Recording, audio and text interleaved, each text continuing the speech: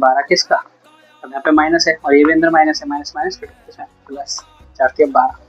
अब ये वाला जो 3 है वो 3 मैंने लिखा नहीं, सॉरी, अब मैं लिख देता हूँ यहाँ पे, ये हो गया हमारी x की वैल्यू। तो x की वैल्यू में हमने ऐसे करा, नहीं आया समझ, दोबारा बता देता हूँ, शायद तुम लोग भटक गए होगे क्योंकि मैंने ढंग से बताया नहीं। देखो x बराबर बराबर -6 -4 -4, y की वैल्यू पे बस -3 और ये जो 3 था ये। अब मैं दोबारा इसको करूँ, 4 दिया 12 माइनस माइनस प्लस, और जो 6 था माइनस का 6 ऐसा का वैसा, 3 का 3, अब घटा जमा घटा, तो 12 में से 6 गया, क्या आया हमारा, आया 6, x की वैल्यू चलिए, और ये 3 का 3, अब 3 दूनी 6, तो x की वैल्यू आई हमारी 2, पॉजिटिव 2, यहाँ पे पॉजिटिव 2।